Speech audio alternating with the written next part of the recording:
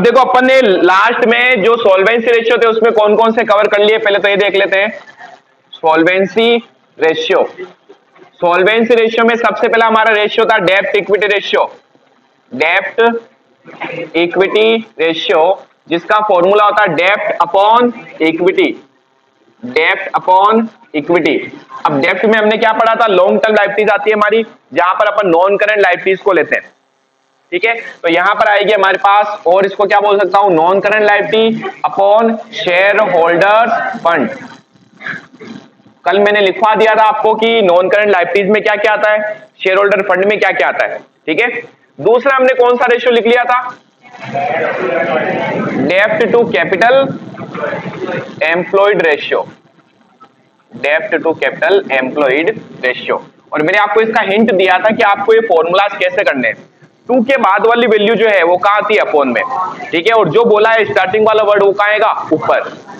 यानी इसका फॉर्मूला बनेगा डेब्ट अपॉन कैपिटल एम्प्लॉयड। फिर हमने पढ़ा था कि डेब्ट कैसे कैलकुलेट करते हैं, वो तो यहां पर भी कवर कर लिया।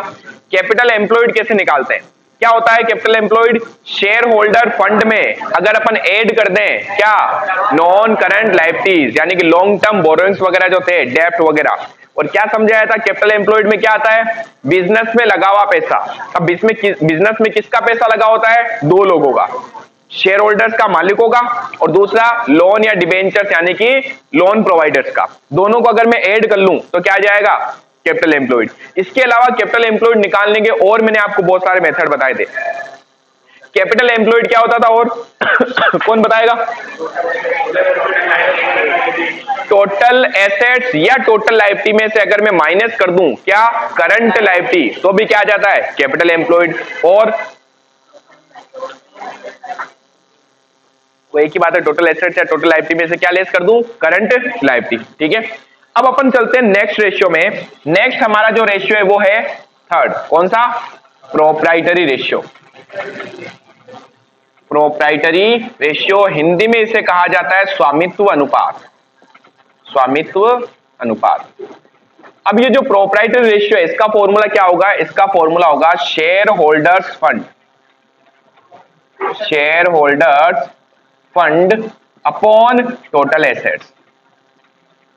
अच्छा, ये रेशियो क्या बताते हैं, ये रेशियो क्या बता रहा है, ये रेशियो बता रहा है कि आपकी टोटल एसेट्स पर आपके शेयर होल्डर फंड का कितना प्रतिशत है, प्रतिशत नहीं सॉरी कितना रेशियो है।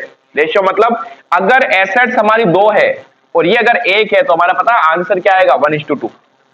इसका मतलब क्या हुआ, इसका मतलब ये हुआ कि हमारी जो शेयर होल्डर फंड है वो टोटल एसेट्स का आधा है, बोल सकता हूं। या अगर टोटल एसेट्स 2 है तो शेयर होल्डर फंड क्या है, 1 है। इसके बेस पे अपन एक रेशियो कैलकुलेट करते हैं, क्लियर। आगे मैं आपको पढ़ाऊंगा इनके कुछ आइडल रेशियोज भी होते हैं, वो आइडल रेशियो भी अपन कवर करेंगे। अब शेयर होल्डर फंड अपन ऑलरेडी लिख चुके हैं, क्या आता है शेयर होल्डर फंड में, 3 चीजें आती हैं, शेयर कैपिटल जिसमें इक्विटी और प्रेफरेंस दोनों आएंगे, रिजर्व एंड सरप्लस जिसमें 3 चीजें आती हैं, any type of reserve, security premium और एसपीएल का बैलेंस, ठीक है। ये तीनों चीजों को अगर मैं ऐड कर लूं तो क्या आ जाएगा, share holder fund. Total assets भी अपन पढ़ चुके हैं, पढ़ा अपन ने टोटल एसेट्स में क्या क्या आता है, चलो, where total assets equals to, क्या होता है टोटल एसेट्स में, non current liability, sorry non current assets plus current assets. अगर मैं नॉन करंट एसेट्स और करंट एसेट्स को जोड़ लूं तो क्या जाएगा, टोटल एसेट्स। सर मजा नहीं आया, और बताओ। और ये होता है नॉन करंट एसेट्स में क्या क्या आता है, नॉन करंट एसेट्स में आता है हमारे पास में क्या, fixed assets plus non current investment, non current investment plus deferred tax assets plus long term loans and advances plus other non current assets. ये तो पहला हिस्सा हुआ है किसका, नॉन करंट एसेट्स का। नॉन करंट एसेट्स में क्या क्या था, फिर से सुन लेना, मैं बैलेंस शीट के आइटम करवा रहा हूं। अगर आपको बैलेंस शीट का फॉर्मेट इजीली याद है तब तो कोई प्रॉब्लम आपके सामने आएगी नहीं, याद नहीं है तो समस्या पैदा होने वाली है। ये नॉन करंट एसेट्स में मैं अगर ऐड कर लूं क्या, करंट एसेट्स। अब करंट एसेट्स में भी क्या क्या आता है, सबसे पहले आता है current investment, current investment plus inventory, inventory यानी stock, plus trade receivable, trade receivable, plus cash and cash equivalent, plus नहीं शॉर्ट टर्म लोन्स, हाँ short term loans and short term loans and advances, और plus other current assets. कुछ नहीं है, balance sheet का format ही है। अब हमें ये तो चीजें कम से कम पता होनी चाहिए ना कि नॉन करंट एसेट्स में क्या आता है, नॉन करंट लायबिलिटीज में क्या आता है, ये आ गई। अब इनके अंदर भी चीजें आती हैं। फर्दर फिक्स एसेट्स को भी 4 पार्ट्स में डिवाइड किया हुआ है, tangible, intangible, capital work in progress, intangible under development. Non current investment में कुछ नहीं आएगा, ये आपको कभी देगा ही नहीं। Long term loans and advances का मतलब क्या होगा, हमने किसी को लोन दिया लॉन्ग टर्म पर्पज से, ठीक है। ज्यादातर इस फॉर्मूला में जो आपको क्वेश्चन देगा ना, वो पता क्या देगा, वो देगा एक तो फिक्स एसेट्स, ठीक है, बाकी लगभग कोई भी चीज नहीं देगा। इसमें वो क्या क्या दे सकता है, ये सारी चीजें आपको अलग अलग दे सकता है, ठीक है। नॉन करंट एसेट्स में ज्यादातर जो आपके क्वेश्चन सोल्व किए उसमें सिर्फ फिक्स एसेट्स को ले रखा है इसने, क्लियर। अब ये तो हो गया हमारा थर्ड वाला फॉर्मूला, ठीक है। फोर्थ फॉर्मूला हमारा किसका था, चौथा, क्या लिखा है मैंने, क्या फॉर्मूला होगा इसका, चौथा फॉर्मूला है टोटल एसेट्स टू डेप्ट रेशियो, ठीक है। अब इसका फॉर्मूला वापस सुन लेना, क्या बोला मैंने, 2 के बाद वाली वैल्यू अपॉन में आती है, यहां अगेन 2 आ गया, 2 के बाद वाली वैल्यू अपॉन में आएगी, तो क्या फॉर्मूला बनेगा, टोटल एसेट्स अपॉन डेप्ट। तो इसका फॉर्मूला बन जाएगा टोटल एसेट्स अपॉन डेप्ट। अगेन टोटल एसेट्स कैसे कैलकुलेट करते हैं लिख चुका हूं, डेप्ट कैसे निकालते हैं कल वाली क्लास में आपको मैंने बता दिया, क्लियर। कोई डाउट यहां तक, एक लास्ट बचा है सर, उसको भी लिखवाई दो, फिर उसको भी छोड़ रहे हैं, ताकि ये सारे एक बार रेशियो तो लिख दे, फिर अपन इसके करेंगे क्वेश्चन। इंटरेस्ट कवरेज रेशियो, इसका फॉर्मूला होता है profit before, not interest before, profit before interest and tax. यानी हमारे बिजनेस का प्रॉफिट इंटरेस्ट और टैक्स कैलकुलेट करने से पहले, यानी देने से पहले क्या था, ठीक है, डिवाइड में आएगा इंटरेस्ट ऑन डेप्ट। और डेप्ट में ध्यान रखना दो चीजें आती है मेनली, डिबेंचर्स और लोन। नॉन करंट अगर लायबिलिटीज में भी देखें तो क्या क्या आता है, डिबेंचर्स और लोन, उनपे अगर हमने ब्याज दिया, इंटरेस्ट दिया, वो अपॉन में आएगा, क्लियर। छापो फटाफट।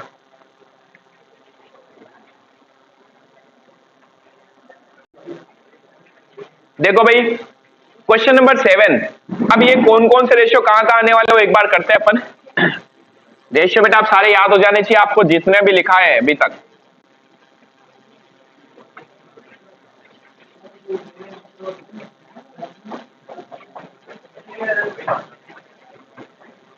ये लिख लिए, जिन बच्चों ने ये नहीं लिखे छोड़ दिया अभी मैंने। क्वेश्चन नंबर 7 देखो।